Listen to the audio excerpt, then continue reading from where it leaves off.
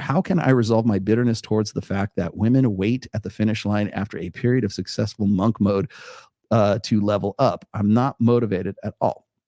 Okay, so here's how you do that. Implied leader. Understand this is that's only half of that quote. That's only half of the game. So what you're referring to is Rich Cooper once again saying that women don't care about men's struggles, which they don't. They wait at the finish line and they bang the winners. Okay, not all women can be the ones that are waiting at the finish line to bang the winners, because there's far fewer winners than there are women waiting at the finish line. So those women have to make an educated guess and make a good bet on a man who has potential to be a winner later in life. So remember that it's the attraction cues are not just about the guy who's the turnkey relationship. Every woman would love to bang Jim Kilgore. They would love the guy who's a pilot, who's got a expensive motorcycle, an expensive car, dresses really well, has a lot of some disposable income. They would love to be the girl who would is right there to suck his, and there are plenty, trust me. But there's only one Jim. There's only one Justin. There's only one Rolo. There's only one Mike, right? There's only so many winners to go around. Now, do those guys lick the ice cream? Yes, they do. But you got to remember that when women are looking for a guy, they are forced into a position not every woman can be as hot as like the women who can get the winner at the finish line. They have to find a guy with prospect. They have to find a guy that has benefits, or the guy who's going to be a good bet for their future. So that's the other half of that.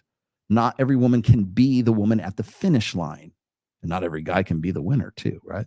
So what women do is earlier on in life, they trade their sexual capital for a guy who seems like a good prospect. He seems like he's going to have, he has a future to him, and she's willing to bet her sexual agency, her ability to go and get with other guys, on this one guy, because they think that in the future he's going to be they're going to live a better lifestyle as a result of investing now. It's invest early and then take dividends later. So keep that in mind when you get all frustrated with this shit and you're like, oh, I took a period of monk mode. I'm getting I'm kind of anti-monk mode these days. Quite honestly, I'm not monk mode at all. I'm get off your fucking ass mode. I'm get your fat ass in the gym mode. I'm get your money on point mode. I'm learn game in your social skills, level up mode. Not, I'm just going to sit here in monk. Like, what does it even look like? What does fucking monk mode look like?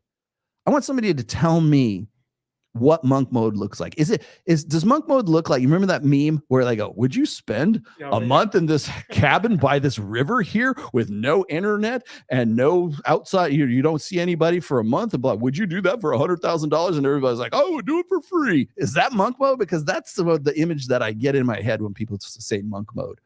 Monk mode is I get no pussy mode, and I'm just gonna be stoic for a month or so. Like, that's bullshit, man. You will only get what you've gotten if you keep doing what you've done. So if you go monk mode and then you go right back to what you've been doing, what you've been done before, you're fucked. You're just as fucked, if not doubly fucked, than you were before you decided you were going to go monk mode. I'm done with monk mode, dude. I think it's bullshit, quite honestly. You're not motivated at all? Get your ass in the gym. Go to the gym, start in the gym. I'm not just a just lift bro guy. I'm just saying get in the gym, because what happens is everything is synergistic when you start. I would say start with the gym, because that's what most men have the most direct control over. Money, muscles, and game are synergistic. The changes and the improvements in one of those areas will sympathetically change the other areas. So if you get in better shape, well, lo and behold, women start paying more attention to you because you're in better shape. Guys want to hang out with you because you're in better shape. What does that do to your game? What does that do to your prospects for making money? Probably improves them. What happens when you get a promotion at work? Well, guess what? Maybe you've got some more affluence now, and that's going to improve your ego. That's going to improve your game. That's going to help you improve your social skills, because you got to network differently now.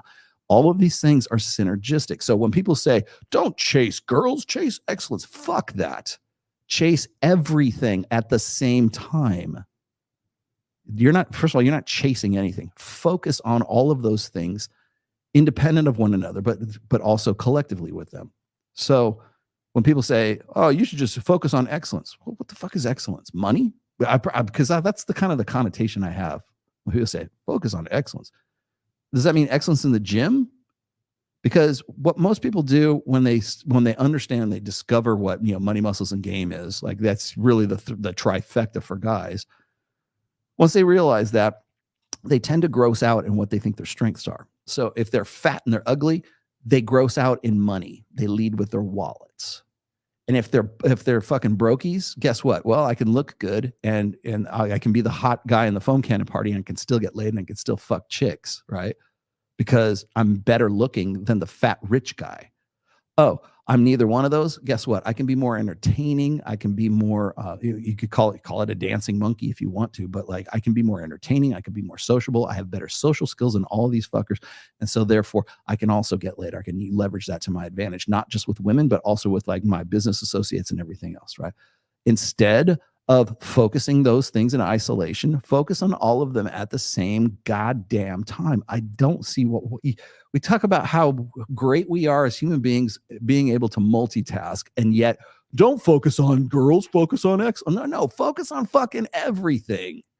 Look where your weaknesses are, look where your sedations are, look where your motivations lie, and then take those things and then like play to your strengths, of course, but understand that all of those areas are synergistic.